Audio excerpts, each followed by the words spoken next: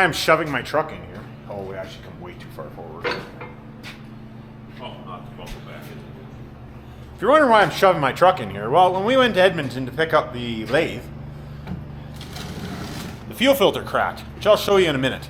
And it dumped like 60, 70 liters of fuel out on top of the starter, and then the next day the starter quit. So I bought a new starter to replace the starter, and now we're doing that in a snowstorm. So that's what we're working on.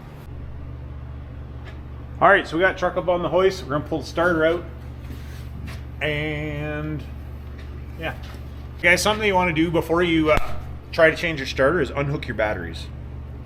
Don't do as I do. No. We unhooked the batteries off camera. You just didn't see it. They might see a spark, so I figured I'd just tell them.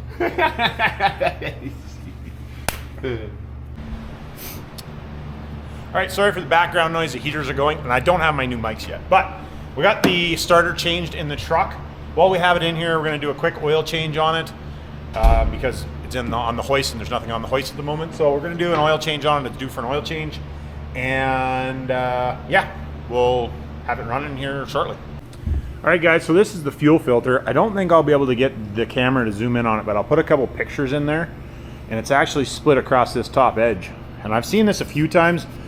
It's not a Baldwin thing. I've seen it with a few different filters. When you crank the fuel pressure up on these things, sometimes they'll break the fuel filters. Why they do it, I don't know, but they do it. So carry yourself a fuel filter. If you're turning the pressure up, carry a fuel filter and a fuel filter wrench so you can take it off. Just word of advice. I've had this happen to me, but. All right, guys, so we're wrapping it up for a Saturday. We got a bunch of stuff moved around. We got the old forklift out. You guys have seen that out in the background. Yeah, so we got a bunch of stuff moved around.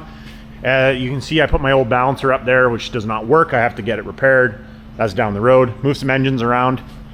And I got, in preparation for more equipment, we put my second air compressor up here. I haven't wired it or any of that, but my second air compressor and my extra air tank is up there now. We're gonna fix it all up in there. We got the lathe. We were playing around with the lathe. We got it spinning. We haven't leveled it yet, but we'll work on that next week. But I figured we might as well take you guys for the ride of trying to take the indoor forklift outdoor in the 6 inches of snow that we got today. Wow, maybe not 6 inches, but yeah, probably 6 inches. It's pretty close. So we're gonna take a run at it, see what happens. It's over my high top. Fucker fired up here. Yep, just touch it on the alligator.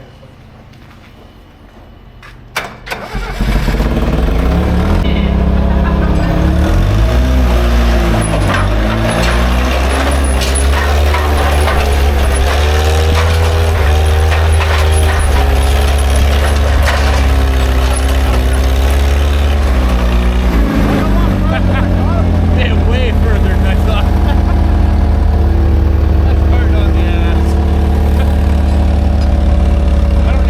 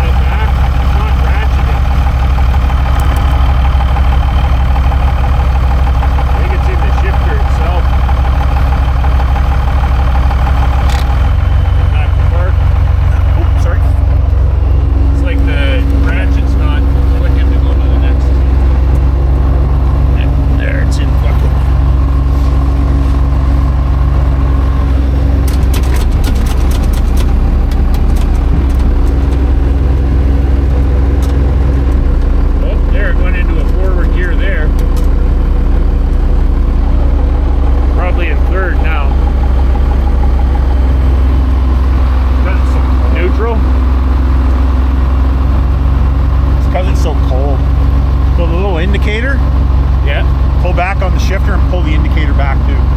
Oh, the little. A little fucking tit that's sticking up. Yeah. It's because it's so cold. Oh, okay. And it also too, it also could have something to do with this too. Oh, the